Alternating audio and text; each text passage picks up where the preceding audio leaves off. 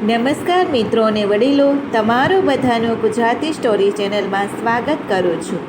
ચોકીદારે પૂછ્યું, શું કામ છે? તો ચોરે કહ્યું, ચોરી કરવા આવ્યો છું. ચોકીદારને એમ કે મજાક કરે છે એટલે જવા દીધું.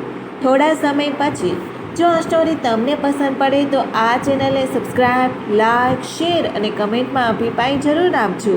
બાજુમાં રહેલ બેલ આઇકનને જરૂર ઓન કરજો, જેથી તમને આવી અવનવી સ્ટોરી સાંભળવા મળે. એક મોટા શહેરમાં એક ચોર રહેતો હતો, જે હવે વૃદ્ધ થઈ ગયો હતો. તેથી તેના દીકરાને ચોરો કરવાની કુટેવની રીતભાવ શીખવાડી હતી, જેથી હવે તેનો દીકરો ચોરી કરવા લાગ્યો હતો અને બાપ દીકરો આરામથી રહેતા હતા.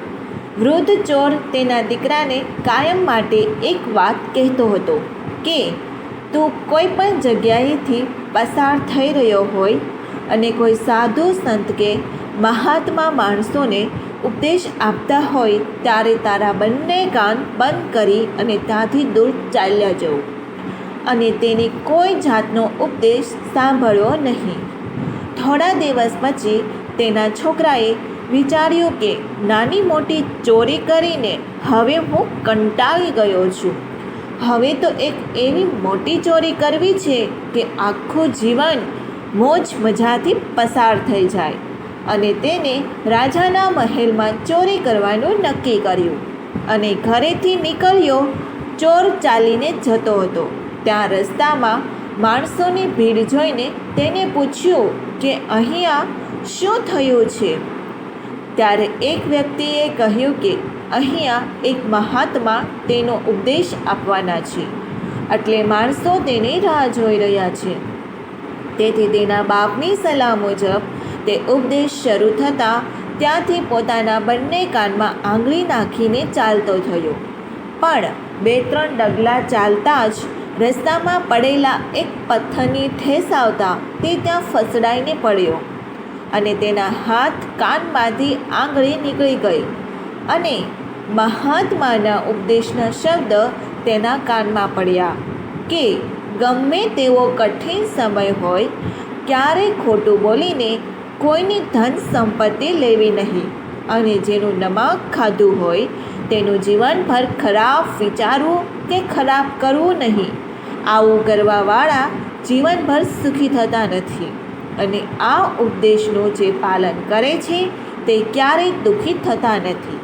ભગવાન સદાય તેની સહાય કરે છે.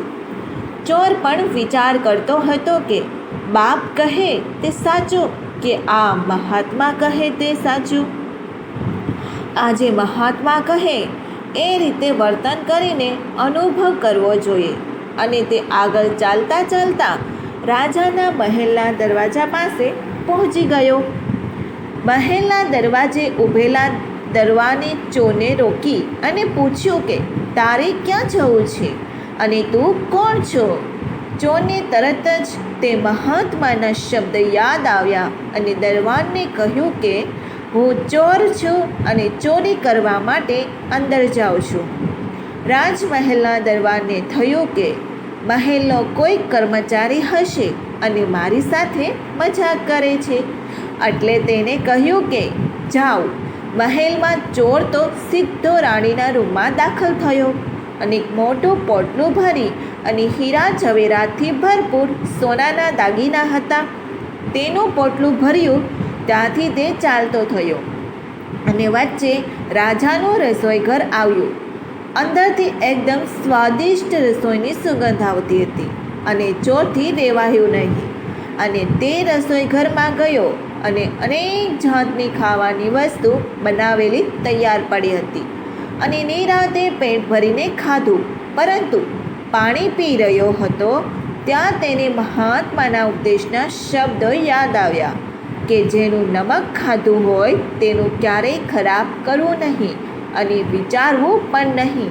હવે ચોર અસમંજસમાં હતો કે ચોરી કરી લીધી છે અને પોટલું પણ સાથે છે અને મેં રાજાનું નમક ખાધું છે, એટલે હવે મારાથી રાજાનું અહિત થાય તેવું કામ કરાય નહીં. હજુ વિચારતો હતો ત્યાં જ એક રસોઈયો બહારથી અંદર આવ્યો અને ચોરને દાગીના ભરેલા પોટલા સાથે જોતાં જ તે ત્યાંથી ભાગી ગયો અને રસોઈયો તેની પાછળ પાછળ આવી રહ્યો હતો. મહેલની બહાર આવતા જ દરવાને તેને ફરી પાછો રોક્યો અને કેમ, શું થયું? તું તો ચોરી કરવા માટે આવ્યો હતો ને? ત્યારે ચોરે સાચું હતું તે કહી દીધું કે હું ચોરી કરવા માટે જ આવ્યો હતો અને ચોરી કરી પણ ખરી, પણ પછી મેં રાજાનું નમક ખાધું, જેથી ચોરી કરેલો માલ હું મહેલમાં જ મૂકીને આવી ગયો. ત્યાં જ રસોઈયો ત્યાં પહોંચી ગયો અને ચોરને પકડી રાખ્યો અને દરવાનને કહ્યું કે આને પકડી લો, આ ચોરી કરવા માટે મહેલમાં આવ્યો હતો.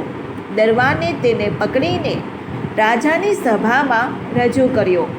રાજાએ તેને પ્રશ્ન કરતા તેને કહ્યું કે હું ચોરી કરવા માટે અહીંયા આવતો હતો, ત્યારે એક મહાત્માના ઉપદેશમાં મેં 2 વાત સાંભળી હતી.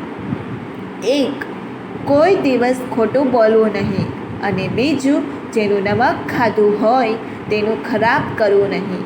એટલે માટે દરવાને મને પૂછ્યું ત્યારે મેં સાચું જ કહ્યું હતું કે હું ચોરી કરવા માટે અંદર જાઉં છું, અને મેં ચોરી કરી, પણ મેં તમારું નમક પણ ખાધું.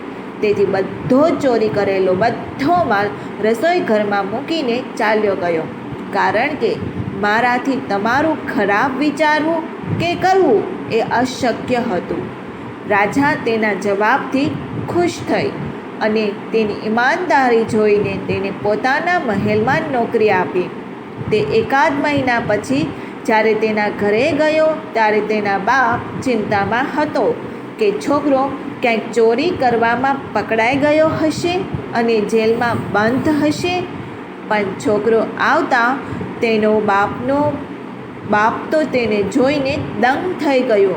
માથા પર સાફો, સારા કપડાં અને મોજડી, જાણે પરણવા જઈ રહ્યો હોય તેવો લાગતો હતો. અને તેને તેના બાપને આવીને કહ્યું કે એક સંતની 2 વાત સાંભળીને તેનું અનુકરણ કર્યું, આ તેનું પરિણામ છે. અને તેને મને કાયમ માટે સંત મહાત્માની વાત સંભળાવવાની ના પાડતા હતા. તમારી વાત માન્યો નહીં, અને એક દિવસ મહાત્માની વાત માન્યો, તેથી મને રાજદરબારમાં નોકરી મળી ગઈ છે. જો તમને આ સ્ટોરી પસંદ પડી હોય તો દરેક લોકો જોડે શેર કરજો. આવી સ્ટોરી સાંભળવા માટે આ ચેનલને સબસ્ક્રાઈબ, લાઈક, શેર અને કમેન્ટમાં અભિપ્રાય જરૂર આપજો. સાંભળવા માટે તમારા બધાનો ખૂબ ખૂબ આભાર.